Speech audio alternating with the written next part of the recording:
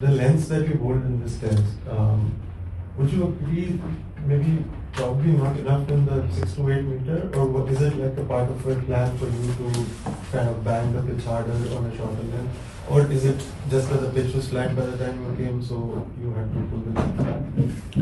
No, I think if I look at the first innings, I was a little too short than where I wanted to be. Definitely 6 to 8 is ideal.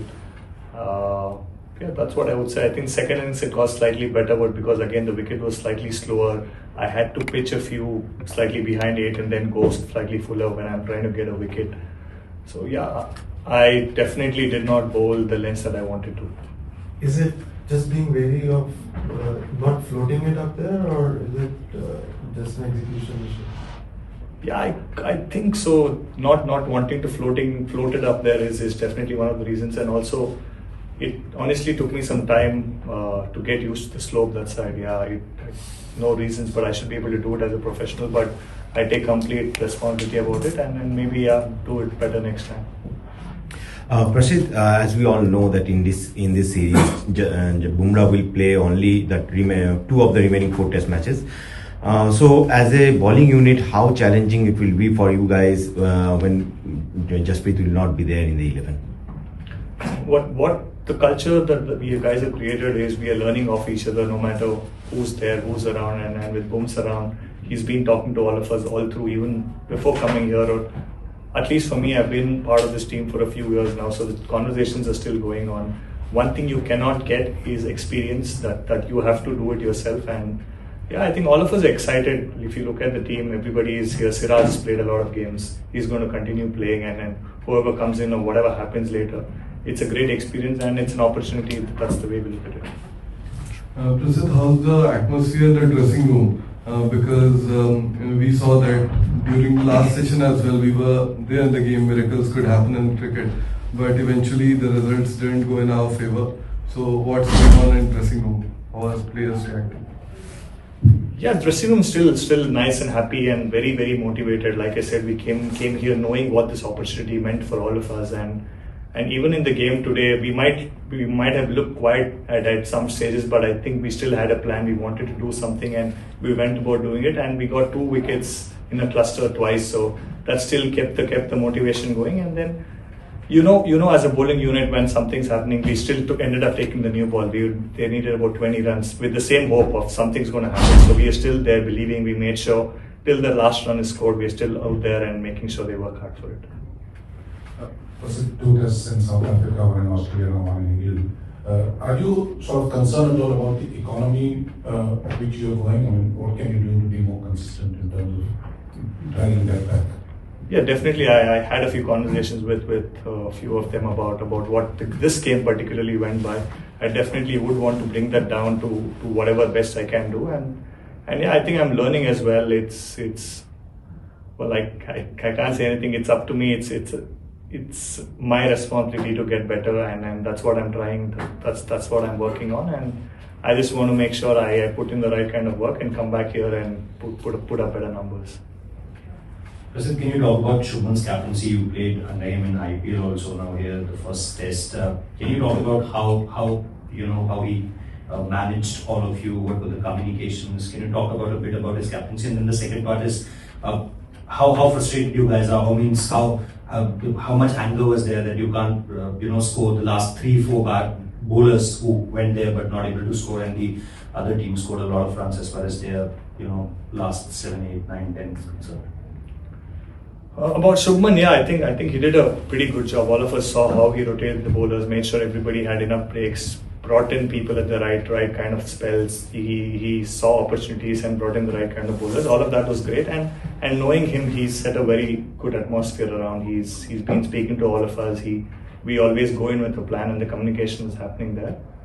And what was the next question? But yeah, as the lower order batsmen, we definitely are working on. If you look at our net sessions, we are putting in the work. I think it is about putting your mind in there as well, making sure you trust yourself, trust the skill that you have, and be there at the crease for a little longer, and then the numbers in the runs are going to show, and we are working towards it. Yeah, there's a bit of a follow-up on the economy actually. So when you go for a run season, so what's your thinking like? So do you feel that maybe a few overs you have to sort of restrict and then the wicket might fall, or you continue to attack, or how do you achieve the balance between? Yeah, every time I come out to bowl, I'm definitely looking to bowl a maiden. I'm not really trying to give away boundaries or anything. The outfield was fast. The lines that I bowled was not perfect, to be honest, at most times, and they took me on. Some of them were edges, some of them I tried bowling bouncers, I ended up giving runs. So I think somebody in the team had to do it, and if I sit back and say I want to look at my numbers, what my economy is, and not really look at the wickets, it got me a 4 and a 6, and then Jamie Smith got out. So if it means that I do that and get a wicket, I'm happy to do it. But definitely every time I come on to bowl, I am looking to keep the economy rate down and build the pressure up.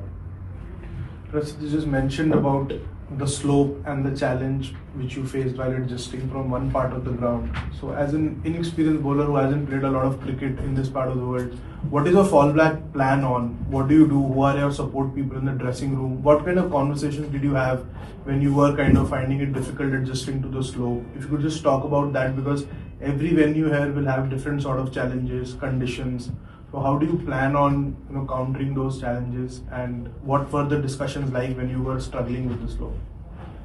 We did practice as soon as we came here. We did a bit of bowling on the square. We did bowl from that end and this end, and Mornay being here with us is actually giving us all the experience that he's gone through. He's played a lot of cricket in England, so that definitely helps. But what happens when you get to the actual pitch? The ground, the surface is different, and then you have to adapt.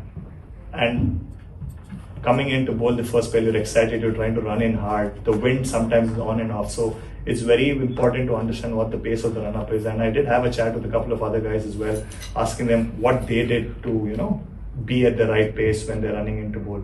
So that's about it. I think the best that we can do is bowl on the square every time we get to a ground. Be a little more aware of what you can do, what way the wind is, and how balanced you can be at the point of delivery. The spell which you bowled from this end, where you probably troubled them more than you did in this match, were there any learnings which you took in that stride, because you looked in far better rhythm than you looked the entire game when you were bowling from this end?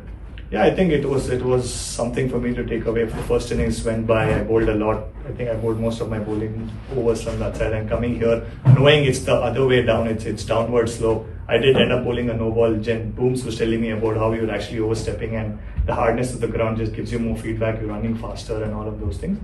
So yeah, the discussions are definitely always happening in the team, and we are trying to do the best that we can. Prasidh, was it a surprising fact that the ball did not swing that much despite the conditions and the bit of drizzle that was happening around? Were you surprised by the fact that it did not swing that much from both? It was doing off the wicket, but from the off the air it was doing nothing almost.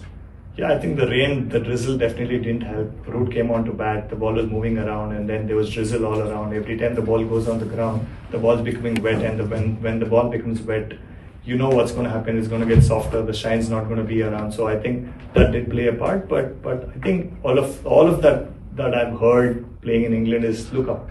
If there's clouds, there is going to be swing. If there's sun, there's not going to be swing. So that's what we're looking to do, and make sure we bowl the right areas. Was there any challenge in gripping the ball? As you mentioned, the ball got wet quite a lot due to the drizzle.